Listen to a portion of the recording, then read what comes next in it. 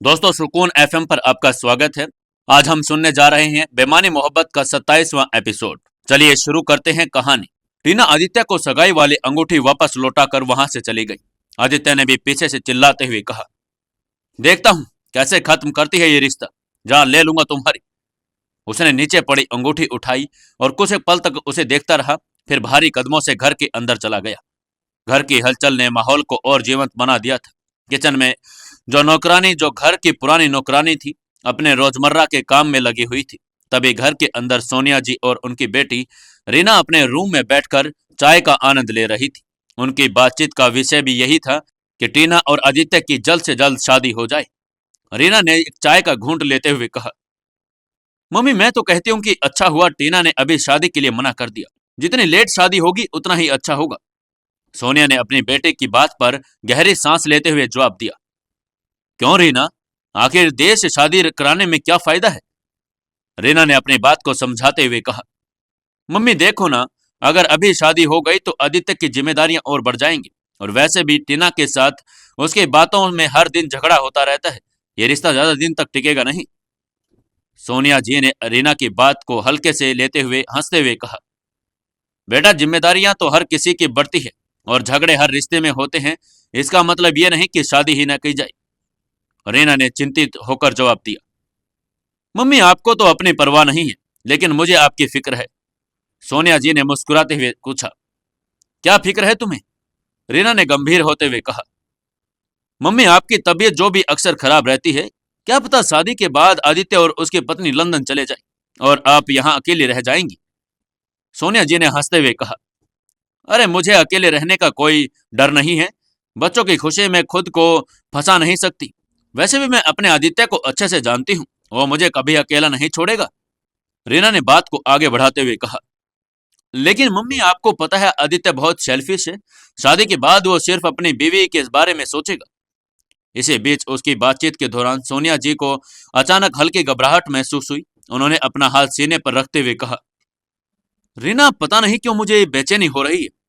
रीना तुरंत चिंतित हो गई, उनके पास रखा पानी का गिलास उठाया और सोनिया जी को देते हुए कहा, मम्मी ये लीजिए, थोड़ा पानी पी लीजिए, शायद आपको राहत मिले।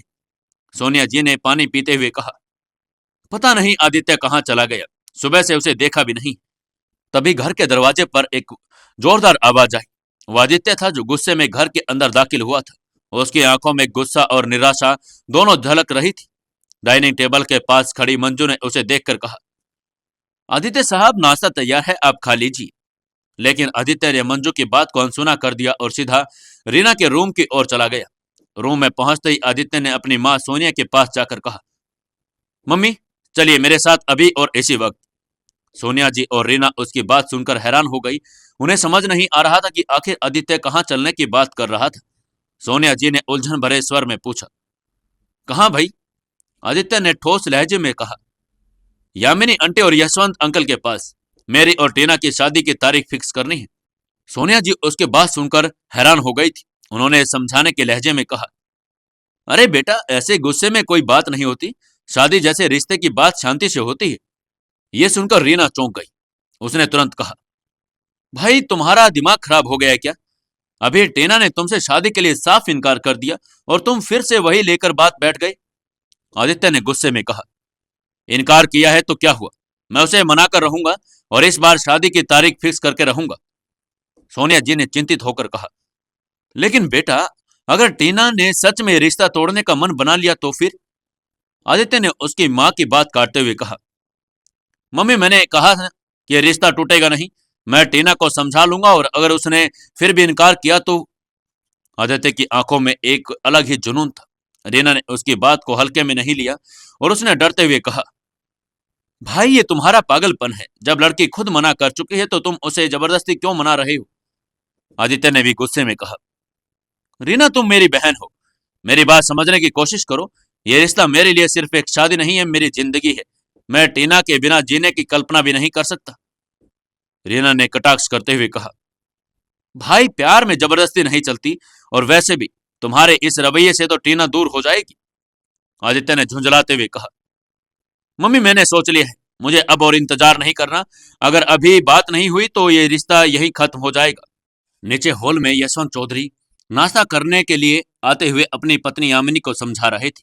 उन्होंने कहा, सही कह रही हो सोनिया जी। यामिनी, अब तो टीना को समझाना पड़ेगा, उसकी हरकतें अब ठीक नहीं लगती। यामिनी ने गहरी सांस लेते हुए जवाब दिया, हाँ, मैंने कितनी बार उसे समझाया है, माही के घर बार बार जाना सही नहीं है। लेकिन आप भी जानते हैं, दोनों बहनों ने हमेशा साथ साथ समय बिताया है। उनके उठने बैठने आने जाने सब में एक दूसरे की आदत हो चुकी है। ये अब आदत छुड़ाने में थोड़ा वक्त तो लगेगा ही। इधर सोनिया जी आदित्य के साथ बातों में उलझी हुई थी। उन्होंने हैरानी से पूछा, क्या हो गया तुम्हें? तुम इस तरह की बातें क्यों कर रहे हो? आदित्य ने उनकी तरफ देखते हुए ठोस स्वर में कहा, मम्मी, ये आप मान लीजिए कि मेरा दिमाग खराब हो गया है, लेकिन अभी आपको चलना होगा। प्लीज अब देर नहीं कर सकते हम। सोनिया जी ने अपना हाथ छुड़ाने की कोशिश करते हुए कहा, पहले ठीक से बताओ, आखिर तुम कहना क्या चाहती हो? आदित्य ने गंभीर स्वर में जवाब दिया, मुझे अभी और इसी वक्त यामिनी आंटी और यशवंत अंकल से बात करनी है। मेरी और टीना की शादी की तारीख अभी तय करनी है। यह सुनकर सोनिया जी व वहां खड़ी रीना पूरी तरह से हैरान हो गई। रीना ने थोड़ा तीखा लहजा अपनाते हुए कहा, तुम ठीक तो हो? इतनी जल्दी क्यों है?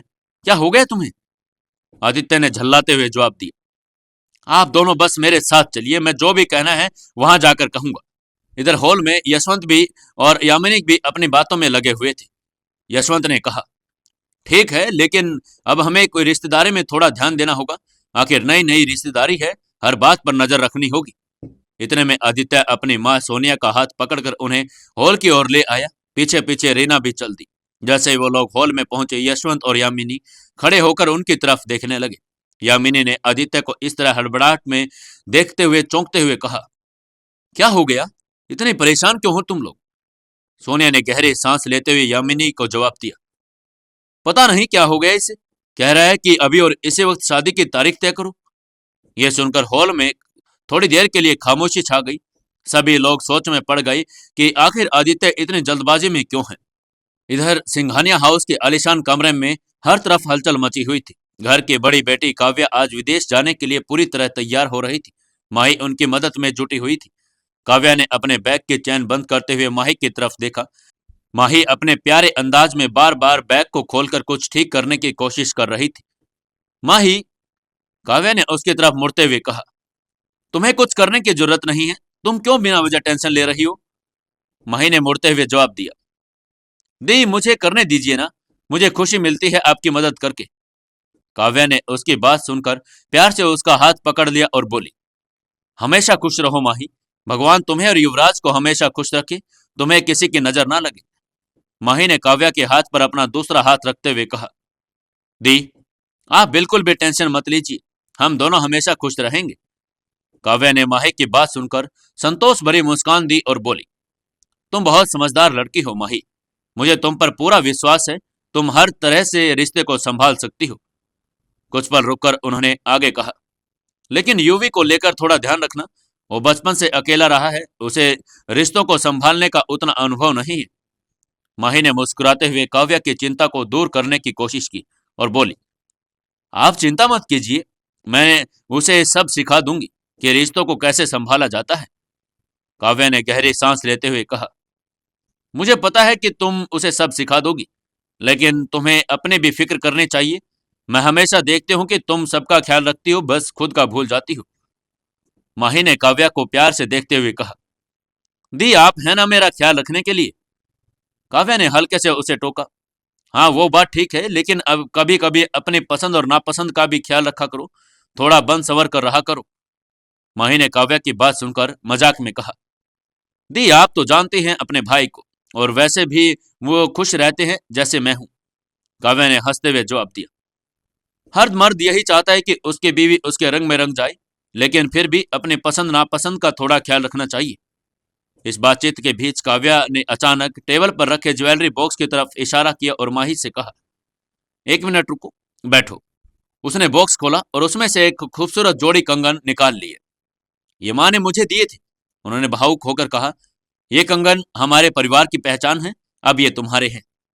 माही ने कंगन को देखकर कहा, दी, ये तो बहुत सुंदर है। काव्या ने उन्हें माही की कलाई में पहनाते हुए कहा, तुम्हारे हाथों में ये और भी सुंदर लग रहे हैं। माही ने मुस्कुराते हुए कहा, दी, मैं हमेशा इन्हें संभाल कर रखूंगी।